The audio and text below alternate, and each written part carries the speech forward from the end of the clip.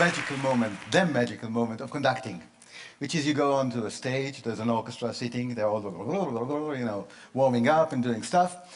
And I go on the podium, you know, this little office of a conductor, or rather a cubicle, you know, an open space cubicle with a lot of space. And in front of all that noise, you do a very small gesture, something like this, not very pomp, not very sophisticated, this. And suddenly, out of the chaos, order. Noise becomes music.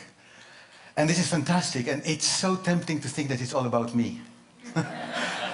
All those great people here, virtuosi, they, you know, they make noise, they need me to do that. Not really. If it were that, I would just, you know, save you the talk and teach you the gesture. So you could go out to the world and do this in whatever company or whatever you want, and you have perfect harmony. It doesn't work. Let's look at the first video. I hope you'll think it's a good example of harmony, and then speak a little bit about how it comes about.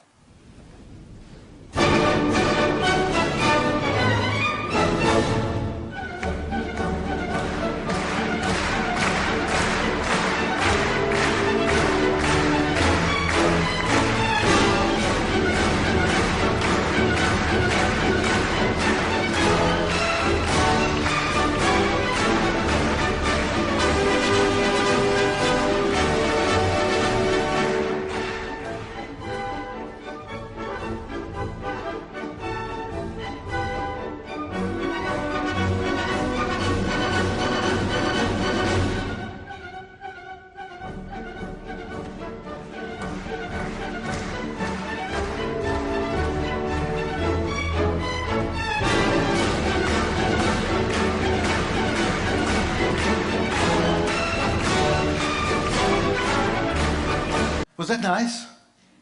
So if that was a sort of a success, now who should we thank for the success? I mean, obviously the orchestra musicians playing beautifully, the Vienna Philharmonic Orchestra. They don't often even look at the conductor. And then you have the clapping audience, yeah, actually taking part in doing the music. You know, Viennese audiences usually don't interfere the music. Yeah? This is the closest to an oriental belly dancing feast that you ever get in Vienna. Yeah? Unlike, for example, in Israel, where audiences cough all the time. Yeah? You know, Arthur Rubinstein, the pianist, used to say that anywhere in the world, people that have the flu, they go to a doctor. In Tel Aviv, they come to my concerts. So that's a sort of a tradition. But Viennese audiences do not do that. But here they go out of the regular just to be part of that, to become part of the orchestra, and that's great. You know, audiences like you, yeah, make the event. But what about the conductor? What can you say the conductor was doing actually? Yeah, he was happy, and I often show this. You know, to senior management, people get annoyed. You come to work, how come you're so happy? Something must be wrong there, yeah? But he's spreading happiness. And I think the happiness, the important thing is this happiness does not come from only his own story and his joy of the music. The joy is about enabling other people's stories to be heard at the same time. You have the story of the orchestra as a professional body. You have the story of the audience as a community. Yeah? You have the stories of the individuals in the orchestra and in the audience. And then you have other stories, unseen. People who built this wonderful concert hall. Yeah?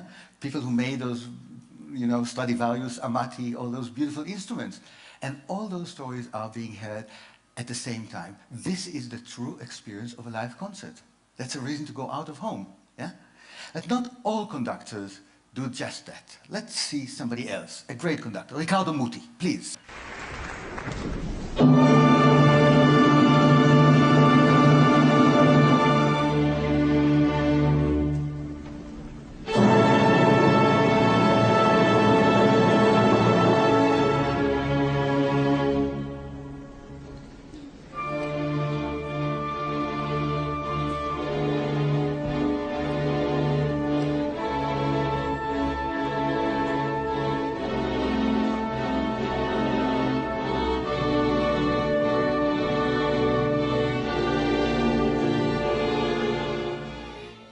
Very short, but you could see it's a completely different figure, right? He's awesome, he's so commanding, yeah? So clear. maybe a little bit over clear. Can we have a little demonstration? Would you be my orchestra for a second? Can you sing, please, the first note of Don Giovanni? You have to sing, oh, and I'll stop you. Okay? Ready? Well, come on, with me. If you do it without me, I feel even more redundant than I already feel. So, please, wait for the conductor. Now, look at me, and I stop you. Let's go.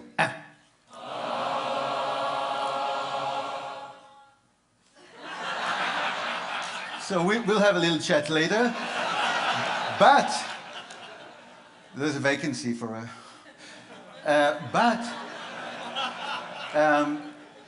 you could see that you could stop an orchestra with a finger. Now what does Riccardo Muti do? He does something like this. Oh.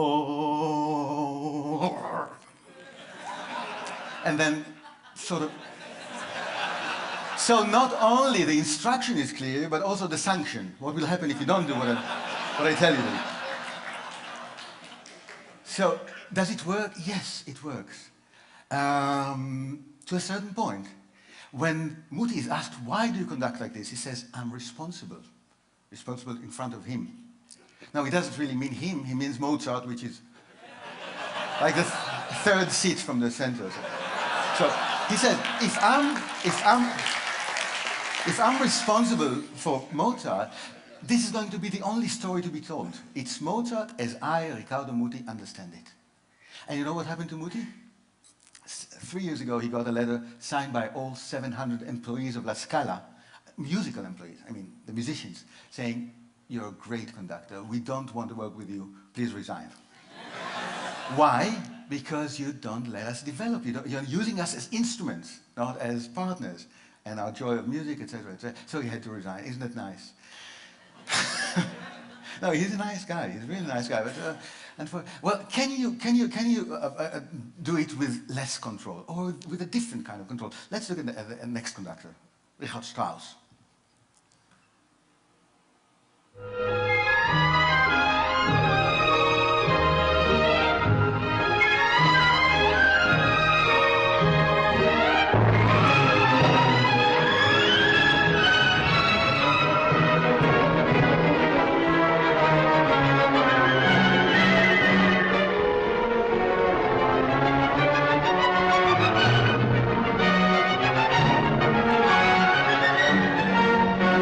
I'm afraid you'll get the feeling that I really, picked up on him because he's old, and it's not true. When he was a young man, about 30, he wrote what he called the 10 Commandments for conductors.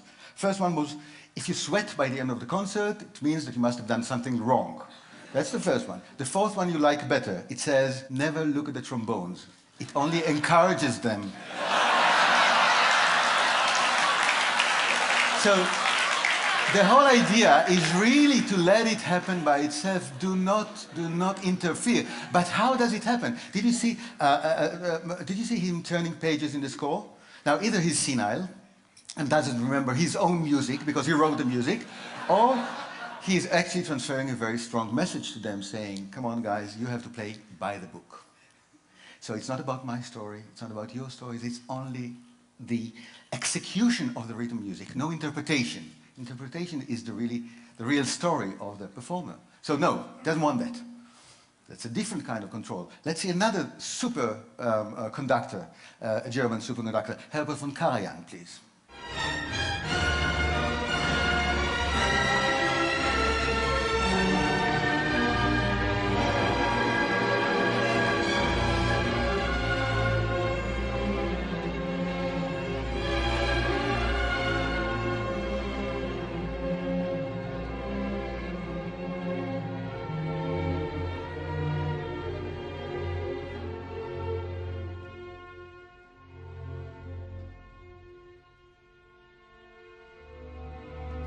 What's different? Did you see the eyes? Closed. Did you see the hands? Did you see this kind of movement? Let me conduct you twice. Once like a Muti, and you'll clap. Just once, and then like Karajan. Let's see what happens, okay? Like Muti. Be ready? Because Muti... Okay? Ready? Let's do it. And then. Good. Now like a Karajan. Since you're already trained, let me concentrate, close my eyes. Come. Why not together? Because you didn't know when to play. Now, I can tell you, even the Berlin Philharmonic don't know when to play. Yeah? But I'll tell you how they do it. No cynicism. This is a German orchestra, yes? They look at Karajan, and then they look at each other. Like, do you understand what this guy wants? And after doing that, they really look at each other, and the first players of the orchestra lead the whole ensemble in playing together. And when Karajan is asked about it, he actually says, yes, the worst damage I can do to my orchestra is to give them a clear instruction, because that would prevent the ensemble, the listening to each other that's needed for an orchestra. Now that's great. What about the eyes? Why are the eyes closed? Yeah? There's a wonderful story about Karajan conducting in London, and he cues in a flute player like this. The guy has no idea what to do. So, Maestro, with all due respect, when should I start? What do you think Karajan's reply was? When should I start? Oh yeah. He says, you start when you can't stand it anymore. Meaning that you know you have no authority to change anything. It's my music. The real music is only in Karajan's head, and you have to guess my mind. So you are under tremendous pressure because I don't give you an instruction, and yet you have to guess my mind. So it's a different kind of a very spiritual, but yet very firm control. Can we do it in another way? Of course we can. Let's go back to the first conductor we've seen. Carlos Kleiber, his name. Next video, please.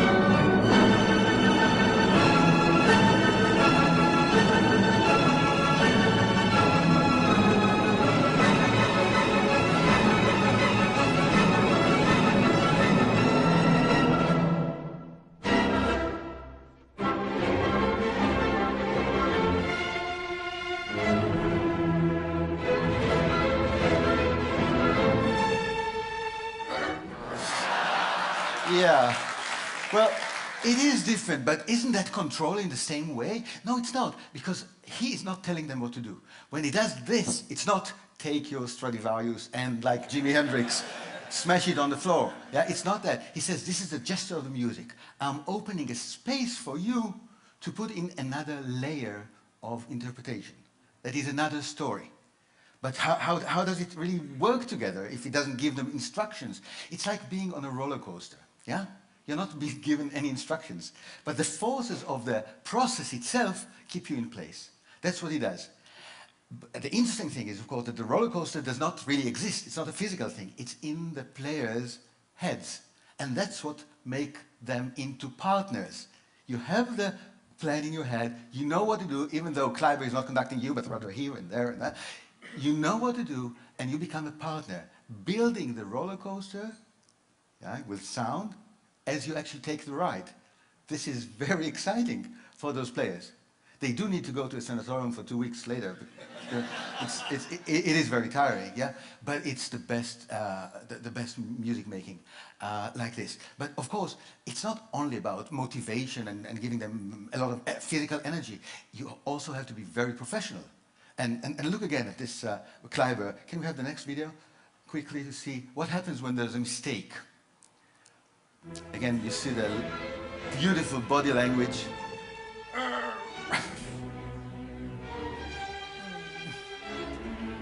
And now there's a trumpet player who does something not exactly the way it should be done. Go on with the video. Look. See? Second time for the same player. And now the third time for the same player.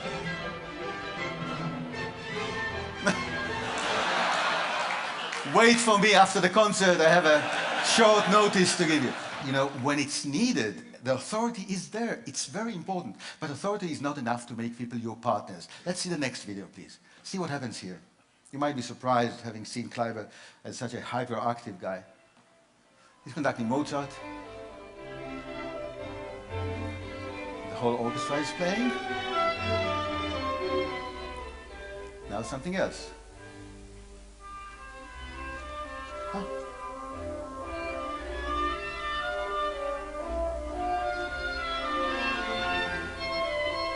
See?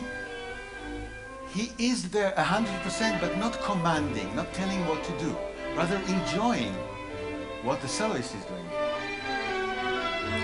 Another solo now. See what you can pick up from this.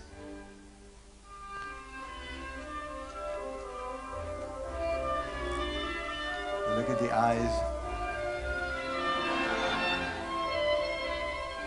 Okay. You see that? First of all, it's a kind of a compliment we all like to get. It's not a feedback. It's, yeah, it comes from here. So that's a good thing. And the second thing, it's about actually being in control, but in a very special way. When Kleiber does, did you see the eyes going from here? Come, you know what happens? Gravitation is no more.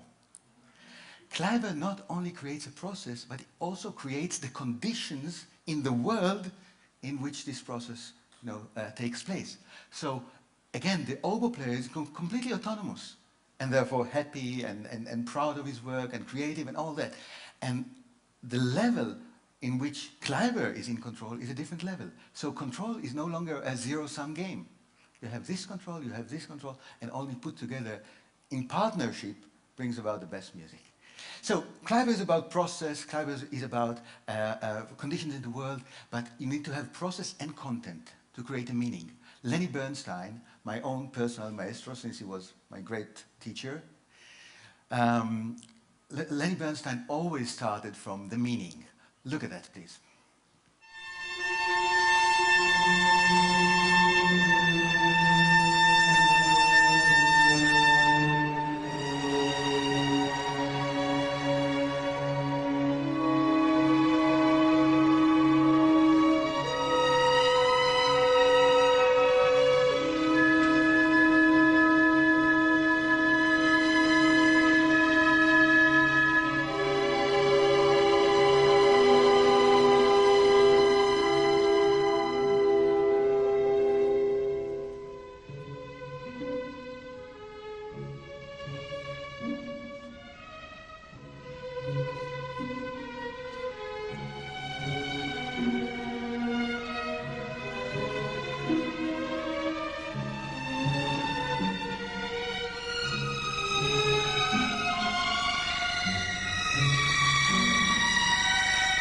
Remember the face of Muti at the beginning? Muti had a wonderful expression, but only one. Did you see Lenny's face? You know why? Because the meaning of the music is pain.